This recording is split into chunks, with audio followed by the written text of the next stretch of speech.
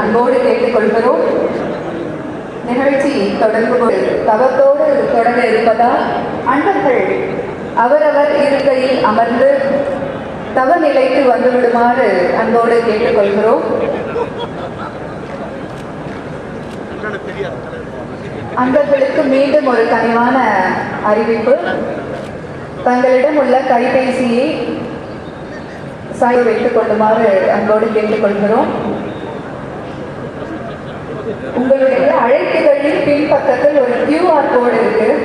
அது நீங்க இப்பவே நீங்க அதை ஸ்கேன் செய்யணும் அப்படிங்கிற அவசியம் இல்லை. நிதானமாக வீட்டுக்கு சென்று அந்த QR கோடு ஸ்கேன் பண்ணி உங்களோட அப்படிங்கிறத விடுத்து நிகழ்ச்சியை கவனத்துடன் மகிழ்ச்சியுடன் கண்டுகளிக்குமாறு அன்போடு கேட்டுக்கொள்கிறோம்.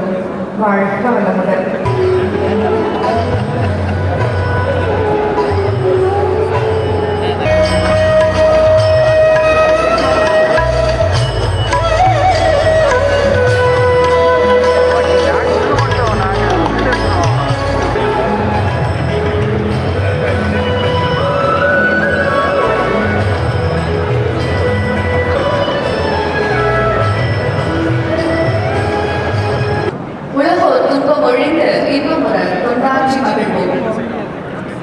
வரலாறு பேசும் வரலாறு 80 வயது பூர்த்தி என்பது ஒரு மிகப்பெரிய சரித்திரம் என்று சொல்வதற்கு காரணம், அந்த 80 வயதிற்குள் 20 வயதிலிருந்து 60 ஆண்டு காலத்திற்கான அவரின் செயல்கள் எல்லாம் அவரிடம் பதிந்திருக்கும். அந்த பதிவுகள் அனைத்துமே அவர் பட்ட வெற்றிகளையோ தோல்விகளையோ கொண்டிருக்கும். தோல்வி கண்டிருந்தாலும் அந்த தோல்வியை வெற்றியாக்கி வாழ்ந்து காட்டிக் கொண்டிருக்கிறார். பெருமகிழ்ச்சியும் பேரன்பும் உண்டாகிறது. கடமையில் உயர்ந்தவர் கடவுளை நாடுவார், கடவுளை அறிந்தவர் கடமையில் வாழ்வார். அத்தகைய கர்ம வீரர் இல்லம் கொண்டு பொருள்கள் ஈட்டி காத்து துணையா மல்லாலோடு இன்புற்று நாட்டுக்கு ஈகை புரிந்து பல்லுயிரும் இன்புறவாம் பரந்த நினைவில் வாழும் நல்ல வாழ்வு இல்லறமாம் நாளிலம் ஏற்கும் நெறி. இது இறையின் ஆசிகளால் நடக்கும் அபிஷேகம், அவையினரின் அன்பால் நடைபெறும் அபிஷேகம். வாழ்க வளமுடன் என்ற வேத மந்திரங்கள் முழங்குகிறோம். தொடர்ந்து ஆழியார் திருக்கோயில் நிர்வாக அரங்காவலர் திருமிகு சின்னசாமி ஐயா அவர்களையும் திருமதி மனோரமா சின்ன வருமாறு அன்போடு அழைக்கிறோம். தலைவர் பத்மஸ்ரீ அருள்நிதி எஸ்கேஎம்ஐயா கொட்டிலட்சுமி தம்பதியின் விழா சதாபிஷேக விழா இந்த மேடையில் இப்பொழுது இனிதே துவங்க இருக்கிறது. நிகழ்ச்சியின் தொடக்கமாக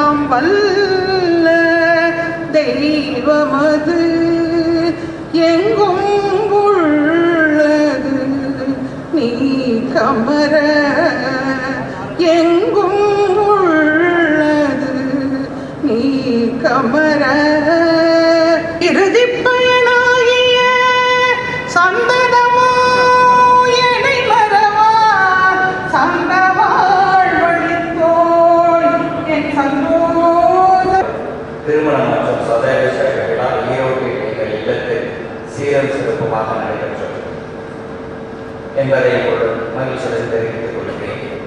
அந்த விழாவில் எங்கள் குடும்பத்தினர் மற்றும் உறவினர்கள் மட்டுமே வந்து கலந்து கொண்டனர். 80ஆம் ஆண்டு விழா என்பது மனித வாழ்வில் ஒரு மகத்தான தருணம். 80 வயது என்பது ஒரு நிறைவான வாழ்வின் அடையாளம். 1000 முழு நிலவை கண்டவர்களின் வாழ்வு முழுமையற்ற வாழ்க்கையின் வாழ்க்கை.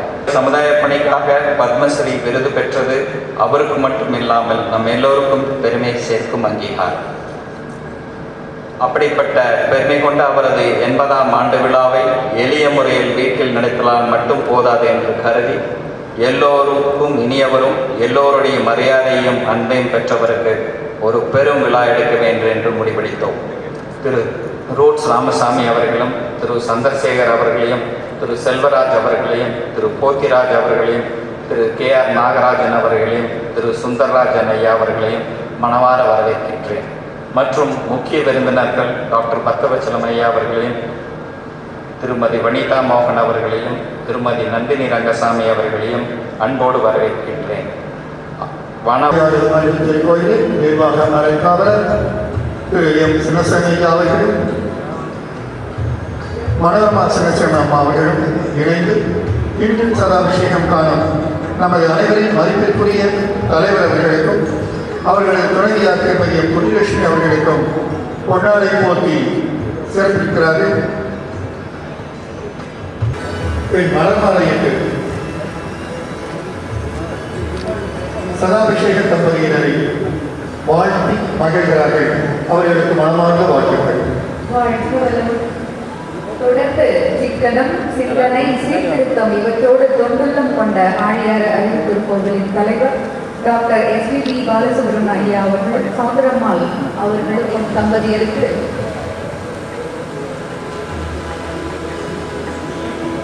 பொன்னாடை போர்த்தி மாலை அணிவித்து சிறப்பு செய்கிறார்கள்.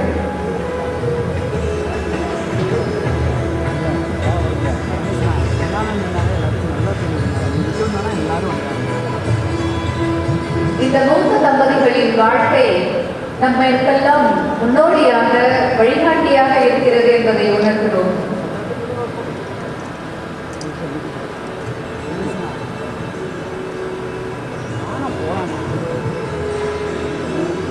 விரும்பாதும் தண்டதில்லை. அந்த குறையை தீர்க்கும் பொருட்டு என் செல்வராஜ் ஐயா அவர்கள் இங்கே பெற்றுக்கொண்டு சிறப்பிக்கிறார்கள். நூல் வெளியீட்டு விழாவில் முதல் அங்கம் வாழ்வினம் பேரின்பம். இந்த பேரின்ப மேடையில் வாழ்வினம் பேரின்பம் என்ற நூல் வெளியீட்டு விழா சிறப்பாக நடைபெற்றுக் கொண்டிருக்கிறது.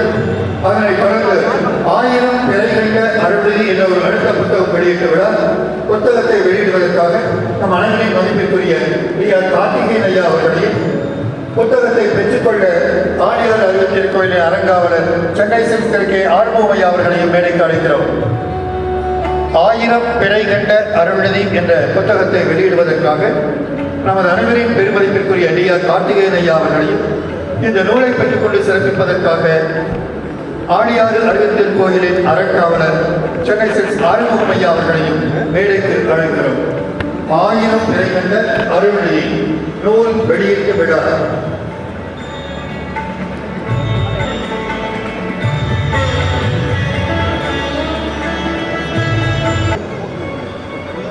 டிஆர் கார்த்திகேயன் அவர்கள் நூலை வெளியிட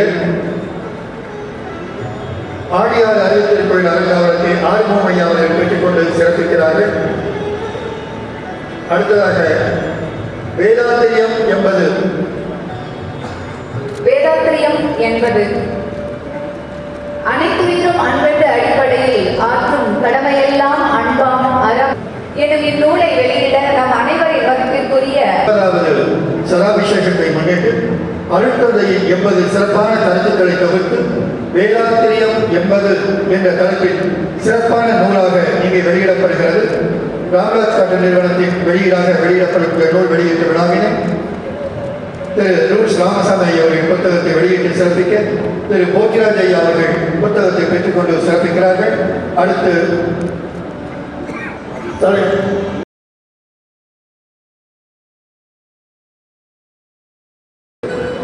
நடுதல் என்ற மிகப்பெரிய பொறுப்பினை ஏற்று அதனை சிறப்பாக நிறைவேற்றியவர் கல்லடம் வனம் இந்தியா பவுண்டேஷன் அமைப்பின் செயலாளர் திரு சுந்தரஞ்சையா அவர்கள் அதனை பெற்றுக்கொண்டு அங்கீகாரம் செய்வதற்காக ஆடியாறு அறிவித்தல் கோயிலின் அறங்காவலர் ஈரோடு திரு வி ராஜமாணிக்கம் ஐயா அவர்கள் இதனை பெற்றுக் கொள்கிறார்கள்.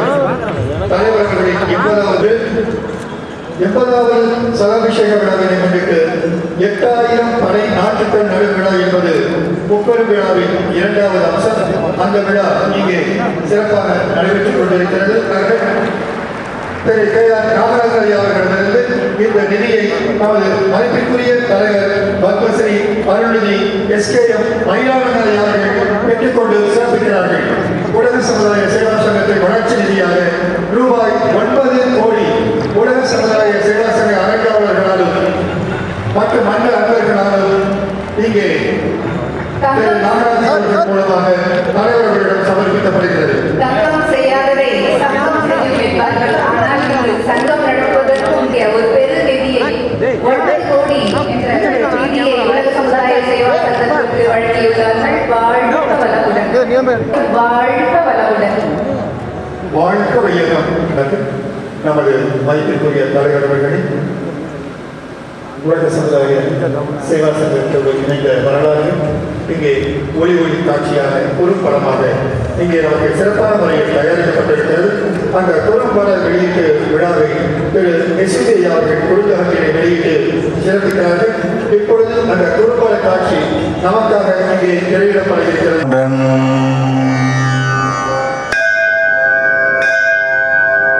தங்க தமிழ்நாட்டின் மங்காத ஒளிமணி பதக்கமாக திகழும் கொங்கு நாட்டின் அங்கமான ஈரோடு மாவட்டத்தின் சிறப்பு மிக்க சிற்றூர் சாமிநாதபுரம்.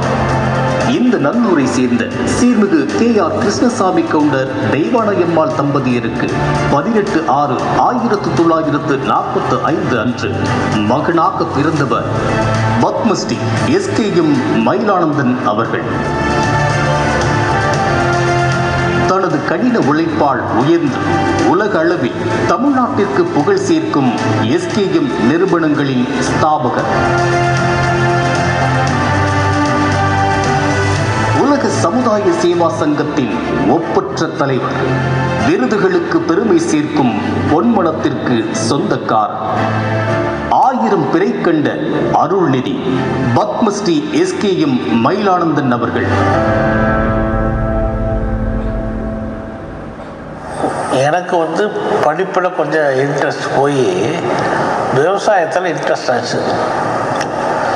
அப்புறம் என்ன இப்படி போய் படிச்சுட்டு கிடக்கிற கம்முன்னு நம்ம தோட்டத்தையே பார்க்கலான்னு தோட்டத்தை வேலை பார்க்க போனேன். எங்களுக்கு இருக்கிற லேண்டில் அப்போல்லாம் எருதுங்க தோட்டம் போய் ஓட்டி நெல் போட்டு அதுக்கு தினசரி நீர் இறைக்கணும், ஏர் உழவணும், எல்லா வேலையும் பண்ணுங்க. நான் காலையில் சாணி எடுத்து பால் பீச்சு கொடுத்துட்டு அத்தனை வேலையும் நான் பண்ணேன்.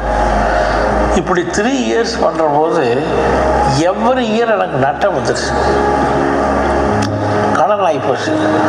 அப்புறம் தான் எனக்கு வந்து ஒரு தாட் வந்தது, இது மாதிரி பேசாத கம்முன்னு படிச்சுட்டு நிழலில் போய் வாத்தியார் வேலையாட்டு ஒரு வேலை நிழலில் போய் இருந்துக்கலாம்.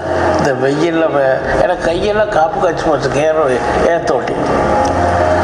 அப்படித்தான் ஒரு எண்ணம் வந்தது. அப்புறம் வீட்டில் சொன்னேன், வீட்டில் நீ பிரியப்பட்டு நீ போய் இப்போ சேர்ந்து படிச்சுக்கோன்னாங்க. அங்கே ஸ்கூலுக்கு போனால் ஹெட் மாஸ்டர் பெரிய பையனாக இருக்கிற எப்படி சேர்த்துறதுன்னார். அதுக்கு அங்கேயே உள்ள ஒரு சிபாரிசு முடித்து சேர்த்துனேன்.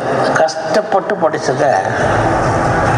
அடுத்த வருஷமே ஸ்கூலில் ஃபஸ்ட்டு வாங்கினேன், எஸ்எல்சியில் ஸ்கூல் ஃபஸ்ட் ரேங்க் வாங்கினேங்க. எல்லாத்துலேயும் ஆக்டிவிட்டீஸ்னால் கலந்துக்கிறதுனால ஹெட் மாஸ்டருக்கு ரொம்ப பிடிச்சி போச்சு.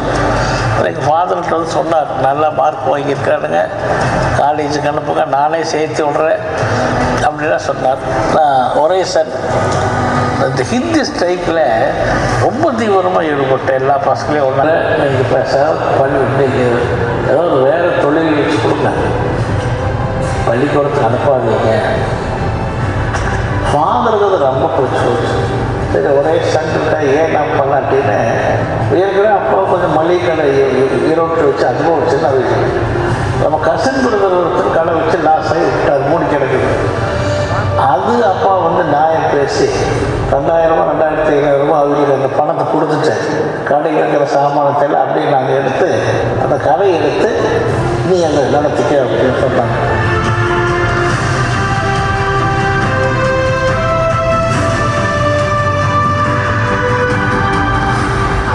அறுபத்தஞ்சில் முடிச்சது, 67 எனக்கு கல்யாணம், கடை ஆரம்பிச்சது. எனக்கு குட்டிக்கு கரெக்டாக 2 வருஷம் வித்தியாசம். அப்போ எனக்கு 23ன்னா அவங்களுக்கு 21. இப்போ கல்யாணம் ஆகி கொஞ்சம் எனக்கு பொலிட்டிக்கல் ஈடுபாடு இருந்தது. அப்புறம் அதுக்கு பிறகு பிஸ்னஸில் ரொம்ப நல்லா கவனிக்க ஆரம்பித்தேன்.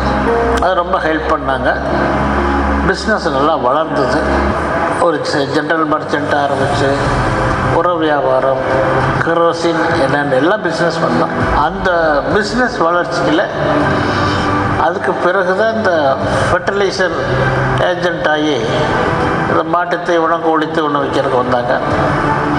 அதில் போய் பண்ணக்காரர் கூட பேசி மூட்டையில் நம்ம எடுத்து வைக்கலாம் அப்படிங்கிற ஸ்கீமில் வந்தது.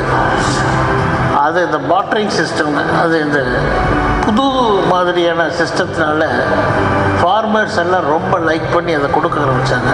காலத்திலேயே சிறப்பாக தொழில் பண்ணுவாங்க, ராத்திரி பகலும் பார்க்காத வேலை பண்ணுவாங்க. அப்போல்லாம் 12 மணி 1 மணி ஆயுத எல்லாம் வேலை முடிச்சு வர்றாங்க. அப்போது நான் எதுவும் சொல்ல மாட்டேன், சேவைக்கு போனப்போ நான் எதுவும் சொல்ல மாட்டேன், அவங்க பாட்டு போயிடுவாங்க. அது எனக்கு பிடிச்ச மாதிரி ஒன்றும் தப்பாக ஒன்றும் இல்லை. நானும் எல்லாத்துக்கும் சப்போர்ட்டாக தான் இருப்பேன். ரொம்ப நல்ல குணங்கள் எல்லாம் இருக்குதுங்க அவங்ககிட்ட. அது எனக்கு கிடைச்சது வரப்பிரசாதம். சாமனார் ஊர் ஒரு அற்புதமான ஊர், எல்லாத்துக்கும் தெரியல. அங்கே இருக்கிற அத்தனை வீட்டில் வந்து யாரோ ஒரு சுதந்திர போராட்ட வீரர் கண்டிப்பாக இருப்பாங்க சாமிநாதபுரத்தில் மாத்திரம். அதுக்காக தான் மயில் என்ன பண்ணார், ஒரு தடவை முன்னால் சுதந்திர போராட்ட வீரர் ஞாபகார்த்தமாக ஒரு பெரிய ஒரு தூண் கட்டி வச்சிருக்கிறாரு. முன்னால் போனோன்னா இருக்கும் வந்து யாரையுமே சீக்கிரமாக உடனே சரி நம்ம அப்படின்னு வச்சுக்க மாட்டாங்க. ஆனால் மயிலை மாதிரி வச்சுக்கோங்க, எஸ்கே மாத்திரம் மயில் நம்ம அப்படின்னு சொல்லுவாங்க. அதே மாதிரி ஈரோடு எந்த டோர்னமெண்ட் நடந்தாலும் சரி, விளையாட்டு போட்டிகள் மயிலுடைய நன்கொடை இல்லாமல் எதுவும் நடந்ததே கிடையாது. ஆகவே ஒரு முழுமையான வாழ்க்கை வாழ்ந்திருக்கிற ஒரு மனிதன் யாருன்னா நான் வந்து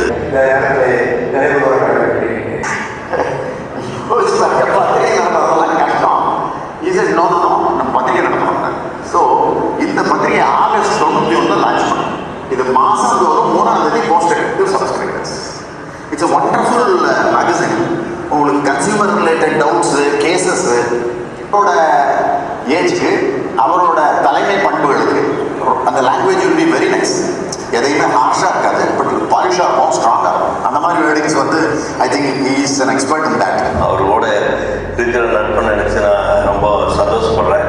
இன்றைக்கும் வந்து அவர் அந்த வருஷ ஆரம்பத்திலேருந்து பழகின மாதிரி இன்றைக்கு எனக்கு வயதில் குறைவாக இருந்த நிறுவனத்தில் நானும் அவரும் அதில் நான் இந்த 30 ஆண்டு காலமாக அவர் கூட பொருளாளராகவும் செயலாளராகவும் பணியாற்றுகின்ற ஒரு வாய்ப்பு கிடைச்சதை நினச்சி இன்றைக்கி நினச்சி மகிழ்ச்சியாக இருக்குது. யங் ஏஜில் அப்பாவுக்கு நான் சக பிள்ளை, அம்மாவுக்கு தம்பி செல்ல பிள்ளை. இப்படி தான் இனிஷியல் இயர்ஸ் நடந்தது. அதனால எதுனாலும் நான் அப்பா கிட்ட தான் கேட்குறதோ உரிமையை இது பண்ணுறதோ. ஸோ எனக்கு சின்ன வயசுலேருந்தே அப்பாவை ஐடியலைஸ் பண்ணி தான் பழந்தேன். பிஸ்னஸ்ன்னு பார்க்குறப்போ யங் ஏஜில் எல்லாம் நிறையா மீட்டிங்ஸ் நடத்துவாங்க, கூட போவோம். இப்போ எனக்கு இருக்கிற பிஸ்னஸ் எத்திக்ஸ்க்கெல்லாம் ஃபண்டமெண்டல் காரணம் தான். அது நாம் மறுபடியும் நம்ம ஸ்டைலுக்கு ஏதோ கொஞ்சம் மாடிஃபை பண்ணாலும் அந்த customer orientation, employee respect and honouring their needs, இதெல்லாம் வந்து ஃபண்டமெண்டல்ஸ் எல்லாமே அப்பார்ட்லேருந்து ஒரு வனம் தான். அப்புறம் நான் ஸ்ட்ராங்காக பிலீவ் பண்ணுறது the ethics in business is very important for success. அதில் வந்து அப்பா வந்து எப்படி ஃபார்மர்ஸை ஹேண்டில் பண்ணுவாங்க, ஒரு குவாலிட்டி ப்ராப்ளம் வந்துட்டா அவங்களுக்கு எப்படி ஹேண்டில் பண்ணுவாங்க. என்னுடைய பர்சனல் பிஸ்னஸ் க்ரோத்துக்கு ஃபண்டமெண்டல் மூல காரணம் அப்பாவுடைய business ethics and exposure at that time. Always number 1 no number 2ன்னு மார்க்கெட்டிங் டீம் சொல்லுவாங்க. அது எனக்கு ஆழமாக பதிஞ்சிருக்கு. லைக் நான் MBA எல்லாம் பண்ணது கிடையாது. பிஸ்னஸ் எத்திக்ஸை எப்படி பீப்புள் மேனேஜ் பண்ணுறது, கஸ்டமர்ஸ் ஓரியன்டேஷன் எப்படி இருக்கிறதெல்லாம் அப்பாட்டு தான் கற்றுக்கிட்டேன். அது பிஸ்னஸ் சைடுங்க. ஃபேமிலி சைடுன்னு பார்க்குறப்போ இஸ் லாட் ஆஃப் டாலரன்ஸ். ஜாஸ்தி கோவிச்சுக்க மாட்டாங்க, பட் எப்போ சொல்லணுமோ அதை சொல்லுவாங்க. சோஷியல் சர்வீஸுங்கிறத ஒரு பணம் சம்பாதிச்சுட்டா அது சொசைட்டிக்கு யூஸ்ஃபுல்லாகவும் நம்ம கொஞ்சம் செலவழிக்கணுங்கிற கருத்துலேயே அப்பா இருந்து கற்றுக்கிட்டது தான். சப்ஜெக்டை பற்றி ஃபுல் கான்சென்ட்ரேஷன் பண்ணுறதே சிரமமாக இருக்குது. டிஸ்ட்ராக்ஷன், செல்ஃபோன் பேசுறது, அவர் ஒரு இது எடுத்தாருன்னா it be 100% concentrated on that. So I think அவருடைய எல்லா இதோட அதுதான் வெற்றிக்கு காரணம். ரெண்டாவது எத்திக்கலாக இருக்கணும்னு நினைப்பார். நியாயமாக ஒரு பிஸ்னஸ் பண்ணணும், நியாயமாக சம்பாதிக்கணும், வேறு வழியில் வந்து போல் சேர்த்தக்கூடாது அப்படிங்கிற மாதிரி தொடர்ந்து அதே வந்து அவர் சமூக சேவையில் இன்ட்ரெஸ்ட் இருந்தது. ஸோ அவர் எங்களுக்கு 2006 அவர் I think at the time he was 52 years partition பண்ணி கொடுத்து 100% சோஷியல் சர்வீஸ்க்கு டெடிகேட் பண்ணி வேதாத்ரி மகரிஷி அவங்களுடைய இயக்கம் இல்லாமல் மற்றதுலேயும் நிறையா இதில் இன்வால்வ் ஆகி பண்ணிட்டுருக்கேன். 35-40 இயர்ஸ் முன்னாடி இந்த இலவச மருத்துவமனை, இலவச சித்த மருத்துவம் இப்படின்னு நம்ம தொடங்கினது இன்னைக்கு பார்த்தீங்கன்னா ஒரு பெரிய கற்பக விருட்சம் மாதிரி வளர்ந்து ஒரு இந்தியா முழுக்க காஷ்மீர்லேருந்து கன்னியாகுமரி வரைக்கும் சித்த மருத்துவம் பரவி இருக்குது. ஆயுர்வேத டாக்டர்ஸ்க்கு எல்லாம் சித்தான என்னன்னே தெரியாத டாக்டர்ஸ்க்கு அதை சித்த மருத்துவத்தை ஆங்கிலத்தில் டிரான்ஸ்லேட் பண்ணி சித்தா கொண்டு போய் இந்தியா முழுவதும் அயல்நாடுகளுக்கும் சேர்த்துனதில் மாமா வந்து சுவாமி வேதாத்ரி மகரிஷியோட வாக்க ஒரு குரு காணிக்கையாக வந்து அவங்க இது பண்ணினது வந்து ஒரு பெரும் பணி. ஒரு சமூக சேவையை தாண்டி இது ஒரு துறைக்கே செய்கிற ஒரு பெரும் பணி.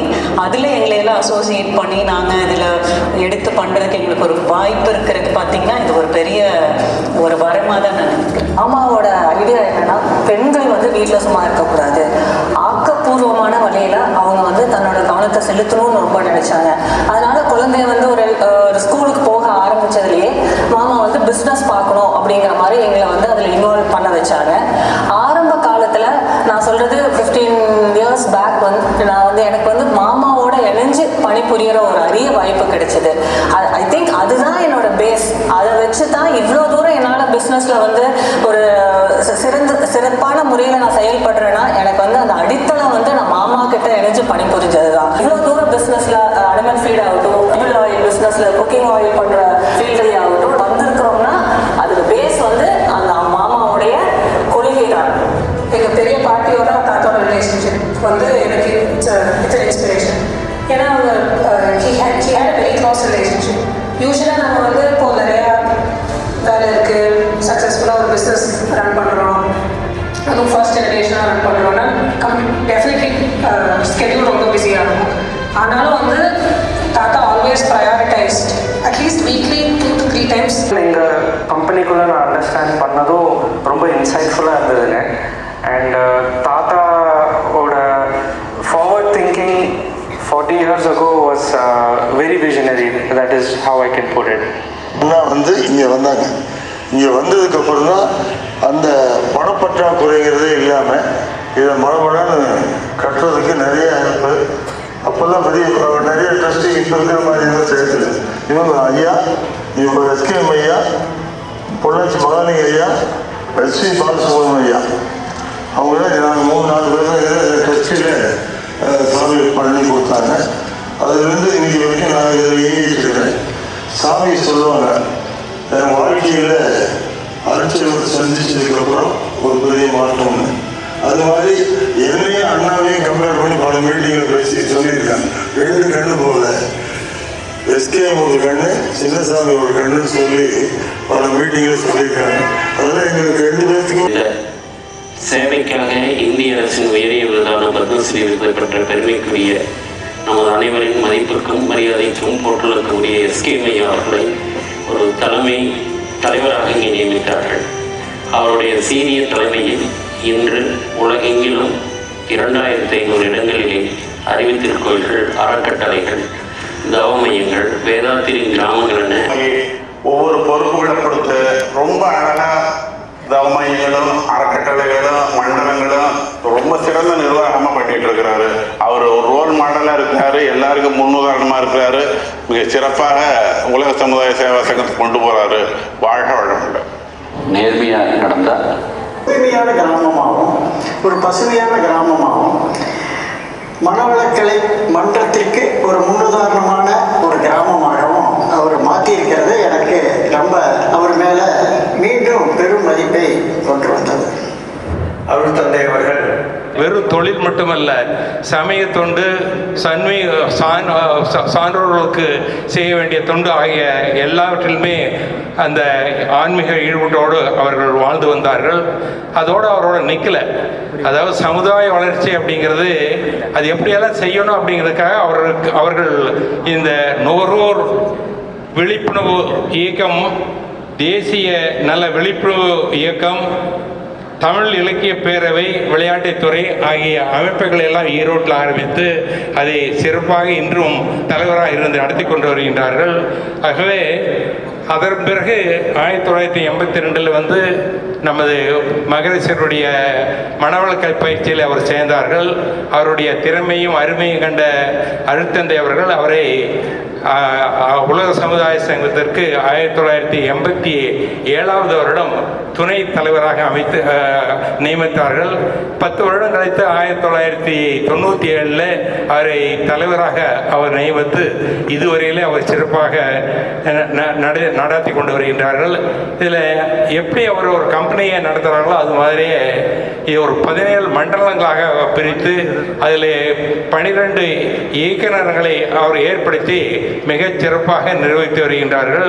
அந்த வகையில் அது மட்டுமல்ல, மகரிஷி அவர்களுக்கு 2 குறிக்கோள். ஒன்று, இந்த வேதாத்திரியம் ஆகிய மனவளக்கலை எல்லா கிராமங்களுக்கும் செல்ல வேண்டும், எல்லாரும் கல்விக்கூடங்களுக்கு செல்ல வேண்டும் என்பதுதான் அவருடைய குறிக்கோள். அதனை எஸ்கே அவர்கள் நிறைவாக நிறைவேற்றிருக்கின்றார்கள். அவர்கள் 34 பல்கலைக்கழகங்களோடு புரிந்துணர்வு செய்து அங்கு மனவளக்கலையை human excellence, yoga for human excellence என்ற வகையில் diploma, BA, BSc, MSc, MPhil, PhD ஆகிய பல்வேறு பட்டங்களை பெருமளவில் அவர்கள் ஏற்பாடு செய்துள்ளார்கள். இன்றைய அமைச்சர் மக்கள், நமது நீதிபதி அவர்கள், தொழில்துறையை சேர்ந்த பல்வேறு நிபுணர்கள், அது மாதிரி விவசாயிகள், தொழிலாளர்கள் எல்லாரும் வந்திருக்காங்க. எல்லாரும் அவருடைய ஆசை பெற வேண்டும் என்று வந்திருக்கின்றார்கள். நிச்சயமாக ஒரு ஆசை எல்லாருக்கும் கிடைக்கின்றதில் எந்த விதமான சந்தேகம் இல்லை. அந்த வகையில் உலகத்தில் ஒரு அமைதி வேணும், ஒரு போரில்லா உலகம் வேணும் அப்படின்னா நம்ம உலக சமுதாய சேவா சங்க தலைவர்கள் முதல்ல ட்ரம்ப் இன்னொரு கூட்டிகிட்டு வரணும். ஆலியார் கூட்டிகிட்டு வந்து இங்கே மனவளக்கலையை அவர் கற்றுக்கொள்வதற்கு அவங்க முதல்ல ஏற்பாடு பண்ணான்.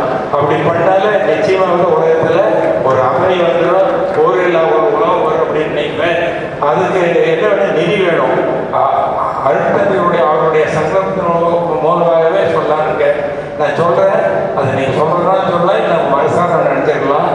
திரு எஸ்கேஎம் அவர்களும் திரு குட்டிலட்சுமி அவர்களும் அவர் குடும்பத்தாரும் உடல் நலம், நீலாயில், நிறை செல்வம், உயர் புகழ், மெய்ஞானம் பெற்று ஓங்கி வாழ என்று இறைவனை உங்கள் அனைவரும் சார்பாக வேண்டி வணங்கி அமைகின்றேன். வணக்கம். வாழ்க வளமுடன், வாழ்க வையம். இறைவனை தேடி வந்து வணங்கும் தன்மை உடையவர்களாக அன்று 6 பேரை நீரை அடையாளம் காட்டியது. 6 பேர் தினசரி அன்னம் பாலிப்பவர்கள், வாலிப வயதில் யாகம் செய்பவர்கள், உலகத்தை வருடக்கணக்கில் மேற்கொள்பவர்கள், கற்புடன் வாழும் தம்பதியர், பிரம்மத்தை அறிந்த ஞானிகள், சதாபிஷேகம் கண்ட 1000 பேரை கண்டவர்கள். இந்த 6 பேர் அன்று 6 பேரை தனித்தனியே சொன்ன கீதை இன்று இந்த மேலையை பார்க்க கூறுகிறது. 6 பேரையும் தனித்தனியே தேடாமல் ஒரே மனிதராக திகழும் எஸ்கேஎம் அவர்களே இறைவனை வழங்கத்தக்கும் தகுதி பெற்ற தனி ஒரு மனிதர் என்று அந்த தனி ஒரு மனிதனாக சாமிநாதபுரம் கிருஷ்ணசாமி மயிலானந்தன் என்ற எஸ்கேஎம் ஐயா அவர்களுடைய ஏற்புரை ஏற்படும். அதோடு நான் ஆன்மீக பணிக்கு வரும் பொழுதும் தொடர்ந்து செலவு செய்யும் பொழுதும் என்னுடைய துணைவி குட்டிலட்சுமி அவர்கள் ஒரு நாள் கூட அதற்கு தடை சொன்னதில்லை. அது பெரிய வரப்பிரசாதம்.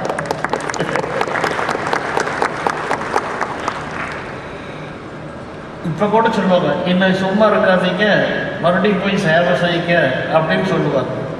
அது எனக்கு கிடைத்தது. அதே மாதிரி ஏகப்பட்ட நன்கொடைகள் கொடுப்பேன்.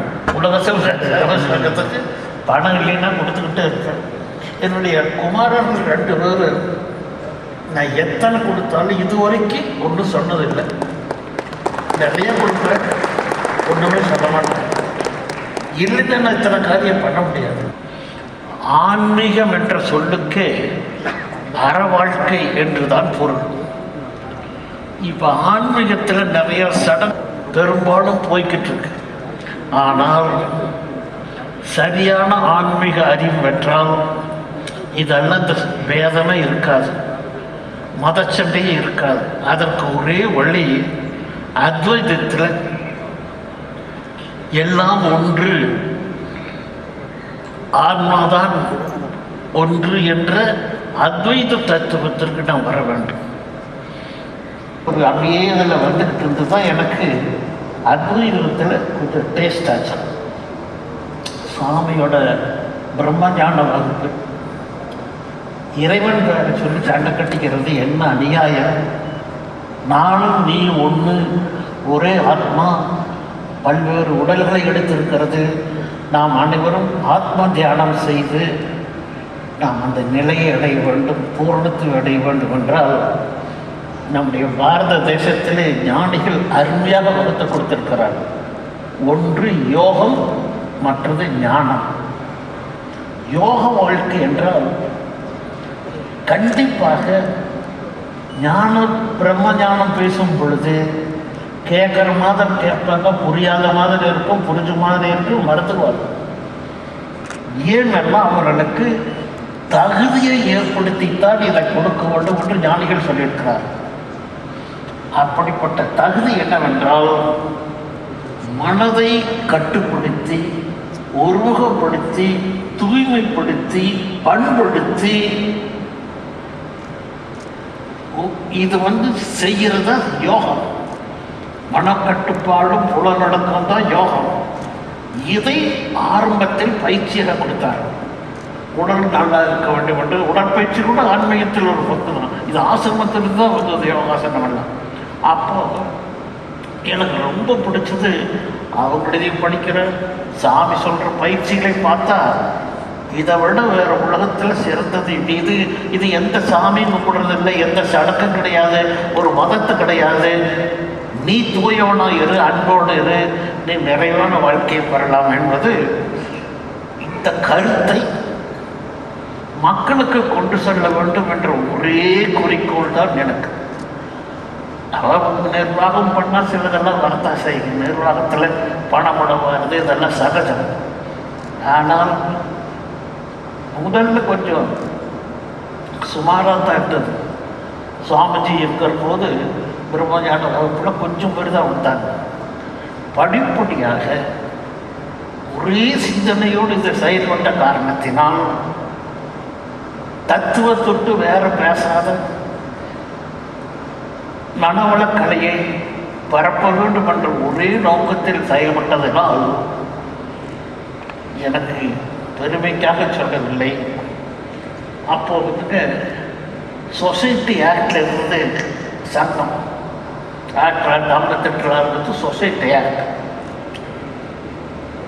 இதில் என்ன ஆச்சுக்க, கிளை கிளை கிளைன்னு சேலத்தில் கிளை, பாண்டிச்சேரியில் கிளைன்னு போட்டு கொஞ்சம் கிளைகள் இருக்குது. கிளைன்னு போட்டு சொசைட்டி ஆக்டில் கொடுத்துட்டாங்க. உடனே புறப்பட்டு வாங்கன்னு சொல்லி கூப்பிட்டாங்க. போனால் உங்களுடைய சொசைட்டியை கலைக்கக்கூடாது, ஏன்னா கிளைச்சங்க கணக்கு வழக்கு உறுப்பினர்கள்லாம் வந்து மர்ஜ் பண்ணி தான் கொடுக்கணும்.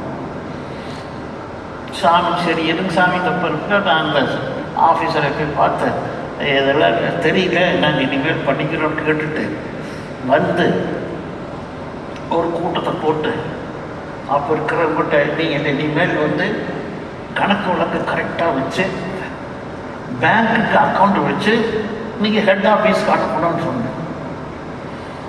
சேலத்தில் ஒருத்தர் எந்திரிச்சு, இன்னைக்கு இதே மாதிரி பேசுறது எங்களுக்கு கஷ்டமாக இருக்குது, எந்த தானே நாங்கள் அனுப்புவோம், நாங்கள் ஒரு பாதி பணம் பாதி கொடுப்பாங்க, பாதி பணம் சாமி சோப்புலேருந்து எடுத்து கொடுத்து தேய்ச்சி கொடுத்துருவாங்க, நீங்களும் பேங்க் அக்கௌண்ட்டு எங்களை போட்டு சீரழிக்கிறீங்க. பார்த்தா அது நியாயமாக தான் தெரிஞ்சது.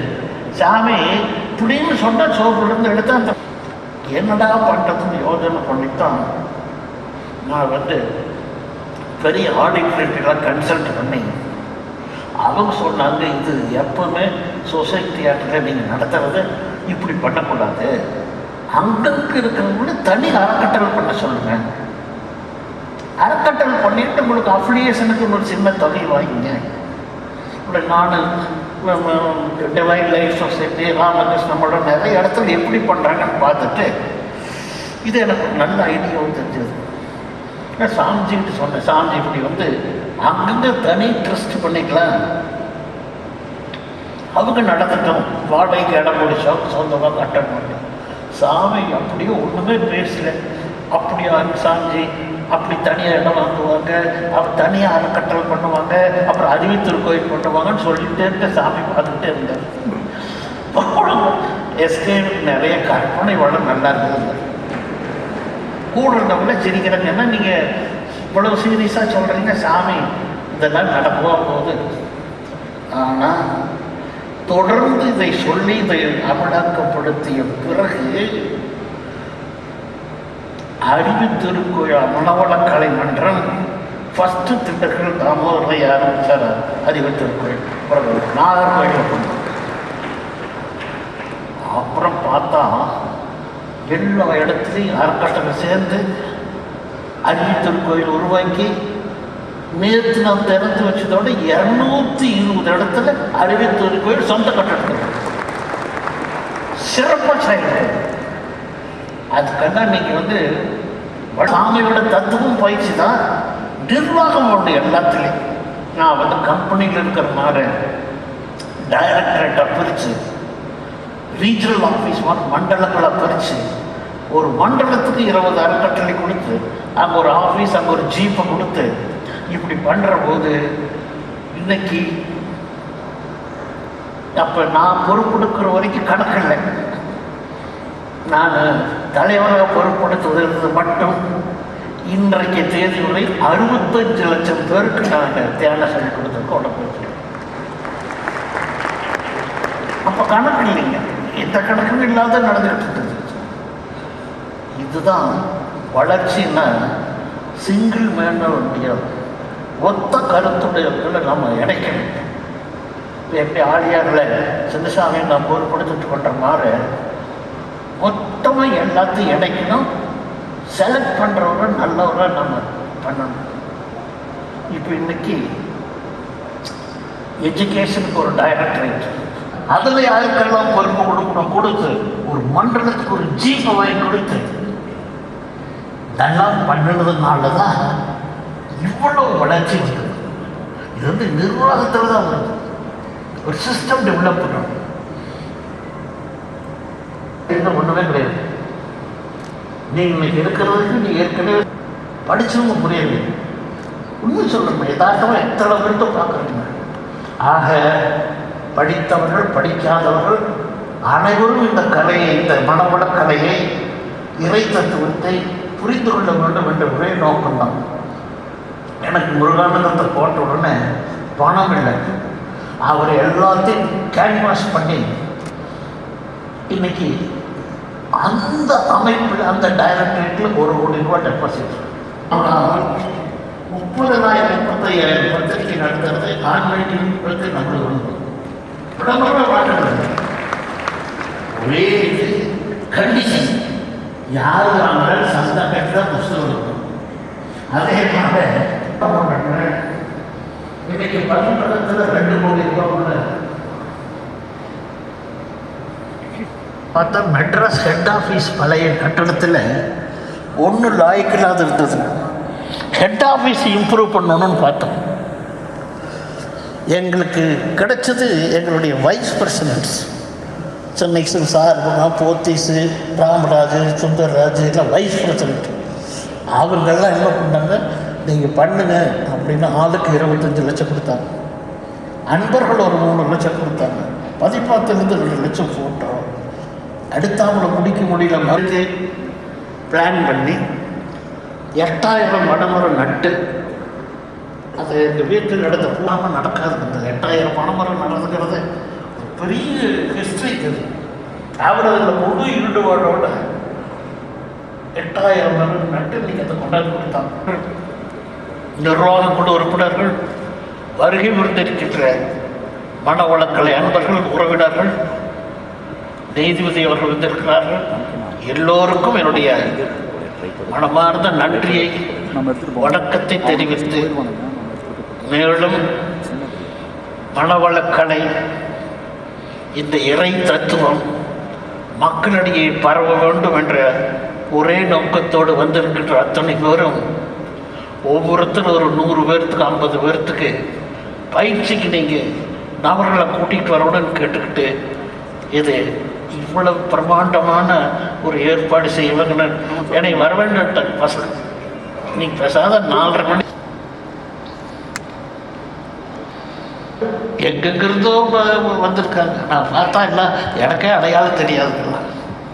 ஆக எல்லோருக்கும் இறைவன் அருளால், குருவின் அருளால் நல்ல வாழ்க்கை அமைய வேண்டும் என்று வேண்டி என்னுடைய உரையை இத்தோடு நிறைவு செய்கிறேன்.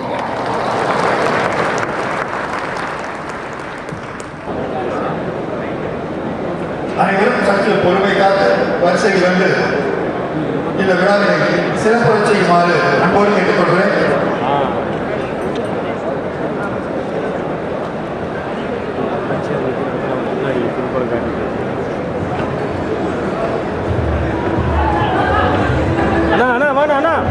கைபேசினா கவனமாக சென்று வருங்கப்பா. அப்பா ஒரு பணியில் இருக்கிறதா உடல் வருகிறாங்கல்ல.